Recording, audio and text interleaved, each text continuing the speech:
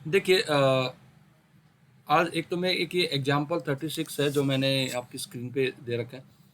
ये काफ़ी famous question है, तो इसलिए मैं सोच रहा हूँ ये पहले डिस्कस करें। आराम से समझ लीजिएगा, समझिएगा। देखिए एग्जाम्पल 36 में क्या कहता है,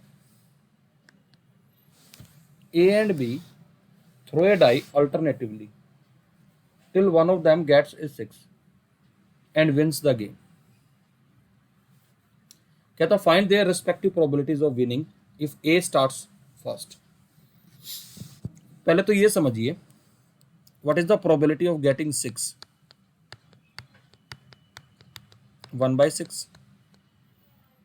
probability of getting not 6, 1 minus 1/6, that is 5/6। Suppose A game को स्टार्ट करता है। If A starts the game,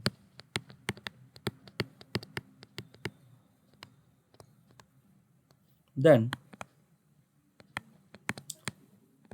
A can win in first chance or third chance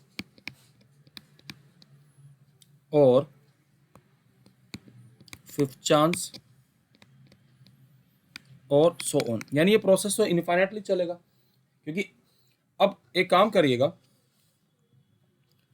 late probability of A wins, मैं ले रहा हूं उसको S, and probability of A not wins उसको ले रहे हो failure. S stand for success, F stand for failure. तो अब आप आराम से समझिएगा, अगर पहले चांस में जीरा तो सक्सेस प्लस, अब उसका तीसरा चांस कब आएगा? जब 2 फेलियर रहे होंगे। सिमिलरली फिफ्थ चांस कब आया होगा? जब 4 फेलियर रहे होंगे, and so on. This process will go like this. So we are going to solve this. Now you know that what is success here? Getting 6, उसका प्रोबेबिलिटी 1/6, फेलियर है 5/6 into 5/6 into 1/6, यहाँ 5/6 into 5/6 into 5/6 into 1/6 and so on. Now if you see that, it can be written like this. I can take 1/6 common, 5/6 का square plus 5/6 raised to power 4 and so on. It is infinite GP. अगर याद हो, infinite GP का सम to infinity क्या आता था? ए upon common ratio. तो यहां पर प्रोबेबिलिटी ऑफ ए विंस 1/6 बाहर है। What is the first term? 1। What is common ratio here? 5/6 का पूरे का square, that is 25/36। Now let us simplify it. 1/6 36 ऊपर चला जाएगा, तो यहां पर हमारे पास आ जाएगा, कितना आ जाएगा भाई? 9 आ जाएगा।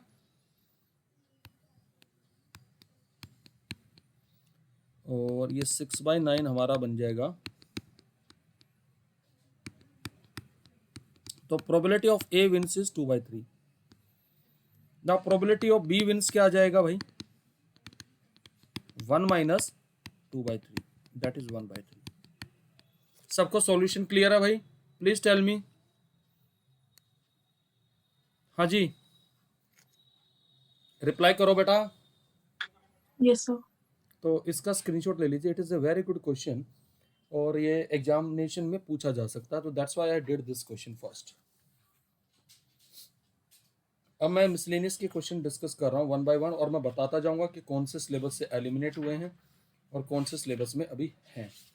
तो आराम से समझ लीजिएगा, देखिएगा जरा ध्यान से।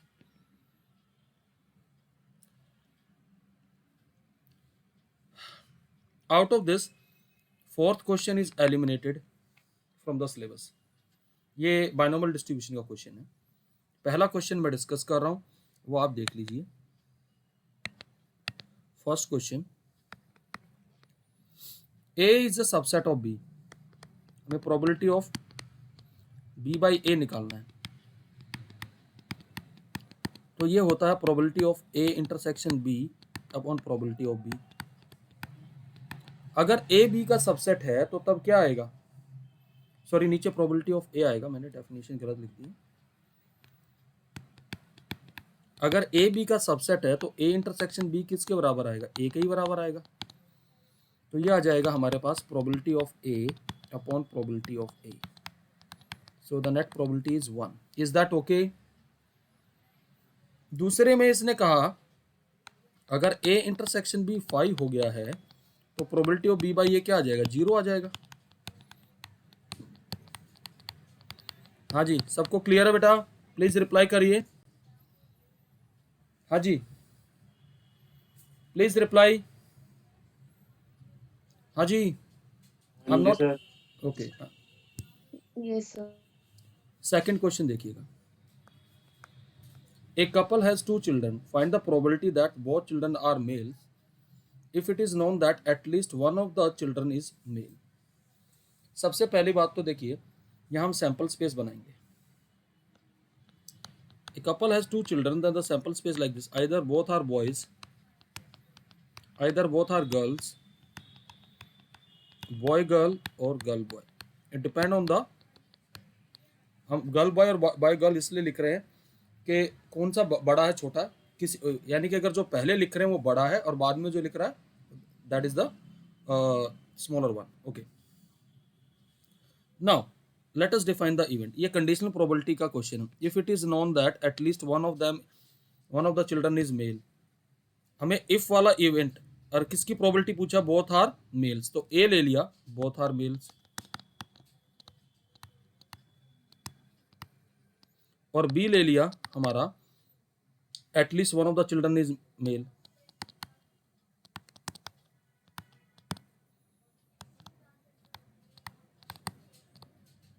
तो अगर ए का केस बनाए तो ए में तो दोनों बॉयज आ जाएंगे और बी का बनाए तो दोनों बॉयज को छोड़ के सारे आ जाएंगे, सॉरी दोनों गर्ल्स को छोड़ के। These 2 cases will be there, 3 cases. What is common between them? Both are boys. So we have to find probability A given B. That is number of element in A intersection B upon number of element in B. तो A intersection B में कितने element है भाई, 1, और B में कितने हैं, 3. So 1/3 is the answer. Clear है वाला पार्ट भाई? Please tell me. Yes, sir. इसी का दूसरा पार्ट भी देखिए, इसी क्वेश्चन का सेकंड पार्ट है। Find the probability that both children are females if it is known that elder child is a female. Elder child is a female. तो हमने यहाँ इवेंट डिफाइन कर लिए, ई ले लिया बोथ आर फीमेल और एफ ले लिया हमने एल्डर चाइल्ड इज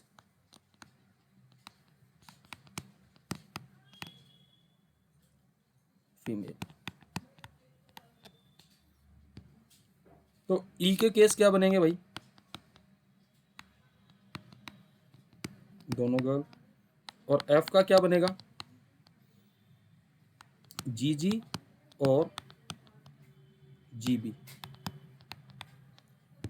तो हमें प्रोबेबिलिटी ई गिवन एफ निकालना है इस केस में, जो कि बनेगा number of element in E intersection F. तो that is namely 1/2 is the answer. Clear है बेटा? Please reply. Yes, sir.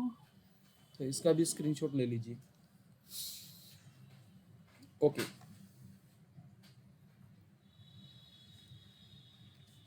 Done. Yes, sir. देखिएगा थर्ड क्वेश्चन पढ़िएगा। Suppose that 5% of a man and 0.25% of a woman have a gray hair. A gray-haired person is selected at random. What is the probability of this person being male? Assume that there are equal probabilities of males and female. ये question जो है आपका base theorem का है, पहले तो मैं आपको बता दूं। यहां पर एक बात बताइएगा, शुरू में डाटा दे दिया 5% of man have a grey hair and 0.25% have the women have grey hair. फिर उसके बाद एक ग्रे हेयर्ड पर्सन को सिलेक्ट किया गया और लास्ट में ये कह रहा है what is the probability of this person being male. तो सबसे पहले आपके इनिशियल इवेंट्स B1 ले लिया, पर्सन इज मेल।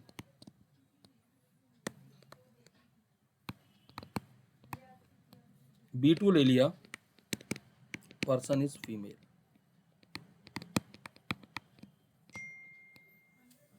और E हमने ले लिया, a grey haired person is selected. Grey hair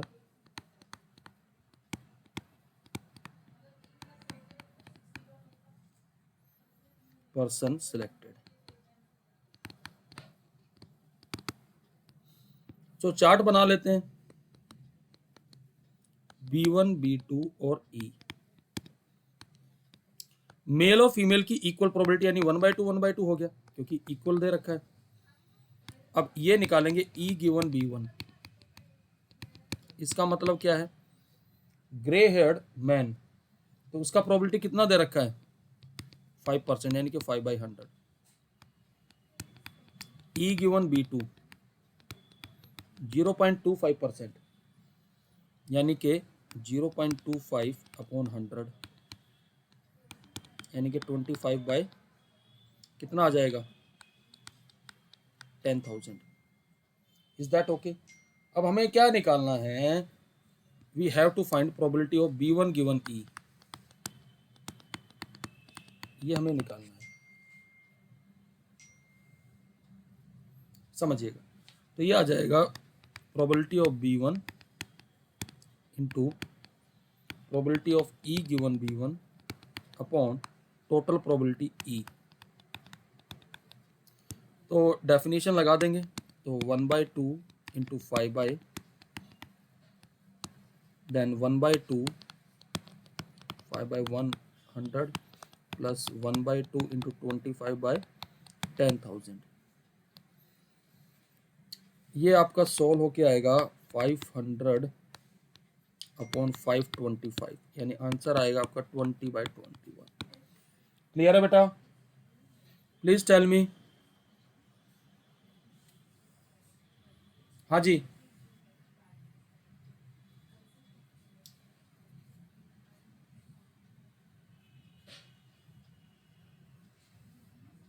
Yes, sir.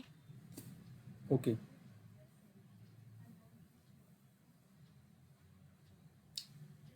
Okay,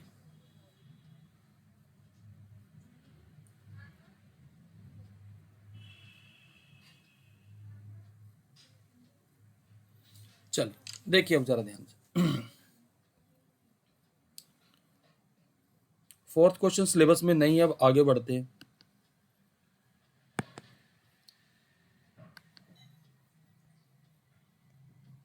fifth question syllabus में नहीं है, क्रॉस मारो। सिक्स्थ नहीं है, क्रॉस मारो। सेवंथ नहीं है, क्रॉस मारो। एट्थ है, ये बड़ा आसान है जो आपने किया है। If a leap year is selected at random, what is the chance that it contains 53 Tuesdays. देखो जरा करा देते, वैसे तो 10th क्लास का क्वेश्चन है। देखिए, एक लीप ईयर में टोटल 366 डेज होते हैं। इसको आप 7 से डिवाइड कर दीजिए,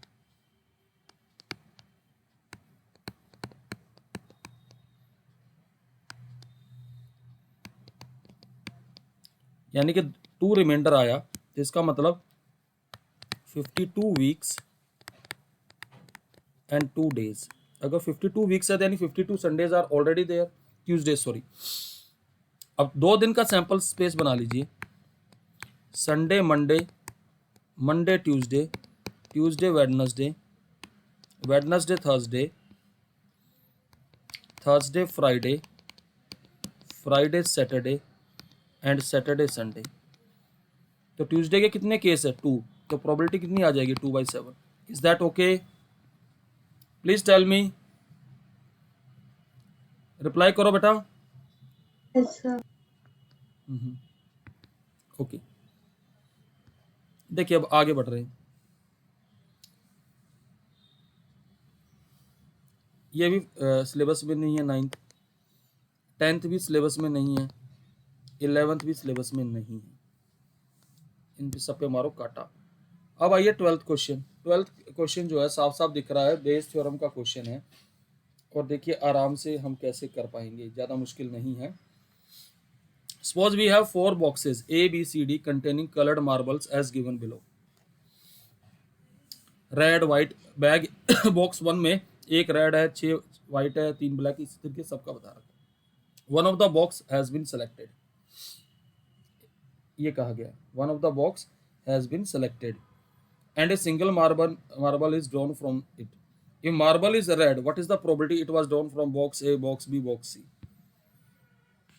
देखो यार बड़ा सिंपल है.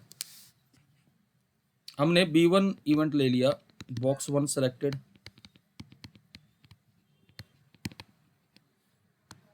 B2 ले लिया, बॉक्स 2 सेलेक्टेड, B3 ले लिया, बॉक्स 3 सेलेक्टेड, B4 ले लिया, बॉक्स 4 सेलेक्टेड. E ले लिया रेड मार्बल.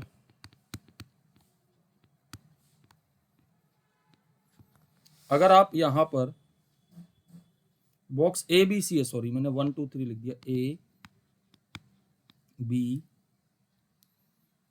ये आपका सी हो जाएगा और ये डी हो जाएगा. अगर अब मैं चार्ट बनाता हूं यहां पर,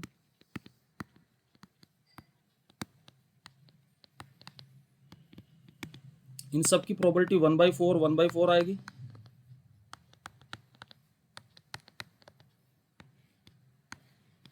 अब सबकी प्रोबेबिलिटी निकाल देते हैं. E given B1, red marble की प्रोबेबिलिटी बॉक्स 1 से कितनी है? 1 है out of 10, 1/10. E given B2, वो देखो कितना है भाई, 6/10.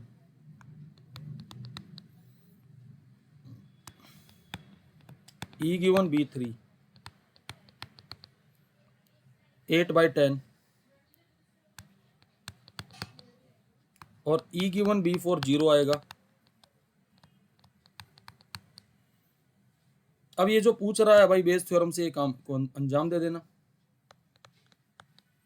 पहले में पूछ रहा है ये बॉक्स, यानी कि प्रोबेबिलिटी B1 गिवन E पूछ रहा है. आ जाएगा probability of B1 E given B1 upon total probability E.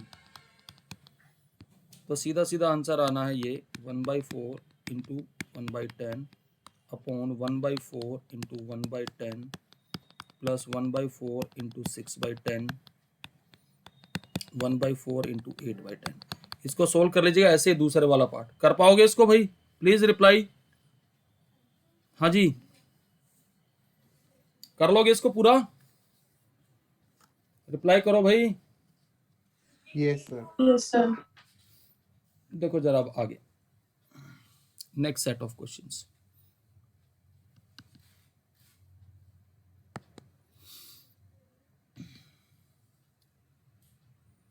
ये इंपॉर्टेंट क्वेश्चन है, बेस थ्योरम का क्वेश्चन है 13th.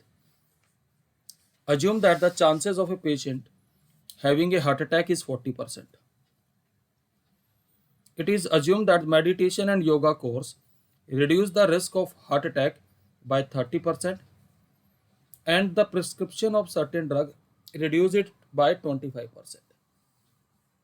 At a time, a patient can choose any one of the two options with equal probabilities. It is given that after going through one of the two options, the patient selected at random suffers a heart attack. Find the probability that the patient followed a course of meditation or yoga. समझ लीजिएगा, हमने B1 ले लिया. B1 is our event. Patient followed meditation and yoga. क्या meditation yoga ही है ना? हाँ, meditation and yoga.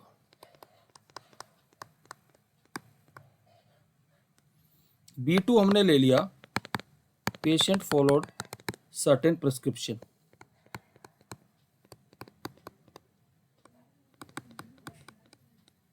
E हमने इवेंट ले लिया, patient suffers from heart attack.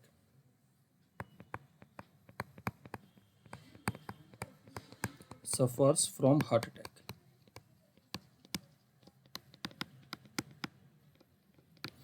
तो पहले तो चार्ट बना लेते हैं भाई.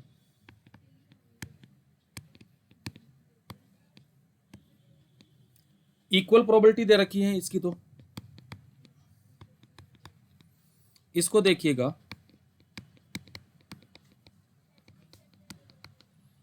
क्या दे रखा है जरा समझिए. The person has followed the meditation and yoga but still suffers from heart attack. अगर डाटा को देखेंगे तो 40% केस में हार्ट अटैक आता ही आता है. और अगर आप मेडिटेशन और योगा देखें तो हार्ट अटैक के रिस्क को 30% रिड्यूस कर देता है. तो इसका मतलब ये जो प्रोबेबिलिटी आएगी यानी इन 40% में होगा, यानी कि 40/100 into 70/100. Is that okay? Please tell me. हाँ जी, प्लीज टेल मी. So 40/100 क्यों किया? क्योंकि 40% लोगों को हार्ट अटैक आता है, तो इसका मतलब क्या हुआ, उसने 30% तो रिड्यूस किया. और लेकिन ये जो 70% जो आ रहे हैं हार्ट अटैक आ रहा है, तो ये उन 40% के अंदर तो आएंगे ना बेटा. इसी 70% का ही तो 40% निकलेगा. Okay. ओके, तो इनटू 0.70, तो that is turning out to be 0.28. अगला अगर आप देखेंगे प्रोबेबिलिटी E गिवन B2. अब उसने कोई ड्रग्स या कोई सर्टेन प्रिस्क्रिप्शन लिया, लेकिन उसने रिड्यूस कितना किया? 25%. यानी कि it will be 40% of that 75%. 0.40 into 0.75, that is coming out to be 0.30. अब हमें क्या निकालना है क्वेश्चन में? कोर्स ऑफ मेडिटेशन और योगा, यानी कि B1 गिवन E निकालना है इस क्वेश्चन में हमें. To find probability B1 given E, तो वो कैसे निकल जाएगा भाई? Probability of B1 E given B1 upon probability of E, substitute the values.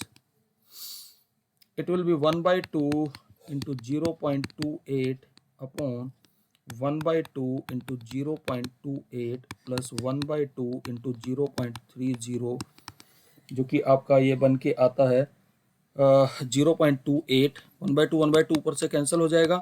0.28 plus 0.30, तो that is nothing but 0.28 upon 0.58,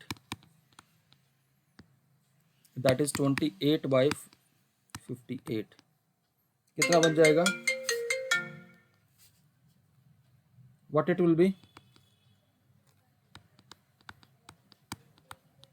14/29. Clear है? हाँ जी, प्लीज रिप्लाई. Yes, sir. तो इसका स्क्रीनशॉट ले लीजिए. Done.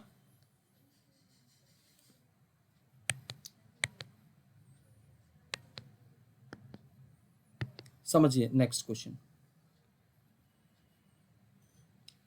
If each element of A second order determinant is either 0 or 1, what is the probability that the value of the determinant is positive? देखो इस question को ऐसे समझिए, हमें एक सेकंड ऑर्डर का डिटर्मिनेंट बनाना है दो एलिमेंट से, 0 और 1, और उसकी वैल्यू टोटल कितने केस बनेंगे पहले ये देखिए. इसमें कितने एलिमेंट होते हैं? 4 एलिमेंट होते हैं. तो एक एलिमेंट को भरने के लिए कितनी पॉसिबिलिटी है? 2. और हर एक को भरने के लिए कितनी? 2. तो number of element in sample space कितने आ जाएंगे? 2 इंटू 2 इंटू 2 इंटू 2, कितने आ गए भाई? 16 आ गए। Is that okay? अब मुझे ई ले लिया, value of the determinant is positive,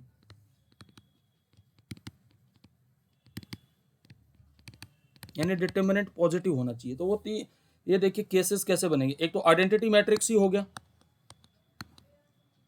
दूसरा देखिए 1 1 1 इधर रखिए, 1 0 इधर रख लीजिए, इसको स्वैप कर लीजिए, ये 3 केस बनेंगे। तो ये प्रोबेबिलिटी ऑफ ई आ जाएगा 3/16। Is that okay? Please tell me. हाँ जी, क्लियर है बेटा? रिप्लाई करो भाई। हाँ जी, सर ये वाला एक बार दोबारा बता दो। बता रहा हूं बेटा। हमें सिर्फ 2 एलिमेंट से डिटर्मिनेंट बनाना था, सिर्फ 0 और 1 को यूज करना था। तो टोटल कितने बनेंगे? हर एक एलिमेंट को फिल करने के लिए 2 ही तो ऑप्शन है, या तो 0 आएगा या 1 आएगा। तो 2 2 ऑप्शन है, टोटल केस तो 16 बन गए। लेकिन हमें क्या चाहिए? डिटर्मिनेंट की वैल्यू पॉजिटिव चाहिए। तो एक तो आइडेंटिटी मैट्रिक्स ही आ गया, दूसरा हमने 1 1 को इस डायगोनल पे रखा, इधर 1 लिख लिया, इधर 0, फिर इसको स्वैप कर लिया। ये 3 केस बनेंगे बेटा जिनमें पॉजिटिव होगा, बाकी सारे determinants either they will be 0 or negative. So 3/16 is the probability. Clear है बेटा? हाँ जी। ओके, अगला क्वेश्चन देखिएगा। An electronic assembly consists of 2 subsystems, say A and B. From previous testing procedure, the following probabilities are assumed to be known. That probability of A fails 0.2, probability of B fails alone 0.15, probability of A and B fail 0.15. The question is evaluate the following probabilities. ये अच्छा question है, ध्यान से देख लीजिएगा। probability of A fails given that B has failed. तो इसको जरा ध्यान से समझ लीजिएगा कैसे करेंगे। सबसे पहले जरा ध्यान से देखिएगा,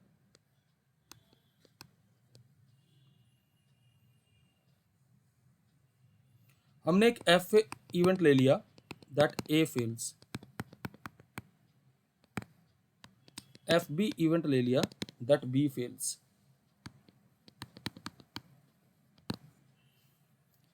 अब प्रोबेबिलिटी ऑफ ए फेल्स हमें कितना दे रखा है क्वेश्चन में? 0.2, ये गिवन है।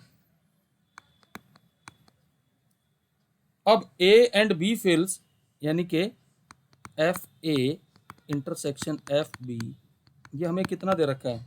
0.15। ये दोनों चीजें हमें गिवन है। अब हमें क्या निकालना है? अगर मैं आपसे कहूं what is the probability that B fails alone, तो वो कैसे निकलेगा? प्रोबेबिलिटी ऑफ बी फेल्स में से उनका इंटरसेक्शन का प्रोबेबिलिटी माइनस कर देंगे पहले तो, यानी कि हमारे पास आ जाएगा बी फेल्स अलोन की प्रोबेबिलिटी है 0.15,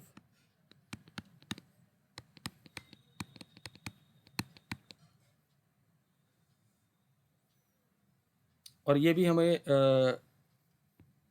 ये देखिएगा जरा ध्यान से 0.15 दे रखा है। तो यानी कि प्रोबेबिलिटी ऑफ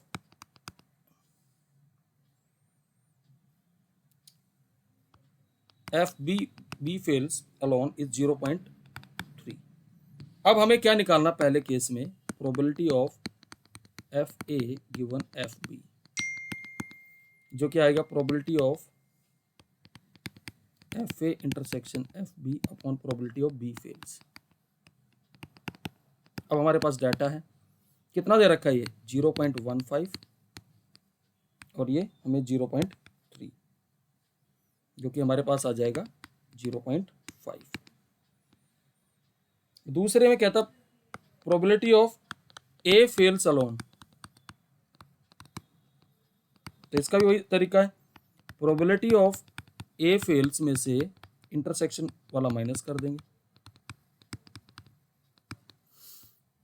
ध्यान से देखिएगा, 0.2 माइनस 0.15 दैट इज 0.05। क्लियर है बेटा? प्लीज रिप्लाई करो भाई। हाँ जी, Yes, sir. तो इसका स्क्रीनशॉट ले लीजिए और यहाँ तक रखिएगा, बाकी लास्ट के question try to wind up the last problems. ठीक है, बेस थ्योरम का क्वेश्चन है last question, so I hope आपको प्रॉब्लम नहीं आएगी। कर पाओगे भाई? हाँ जी, हाँ जी। सर 16th वाले में एक डाउट था क्या डाउट था भाई? सर, उसके अंदर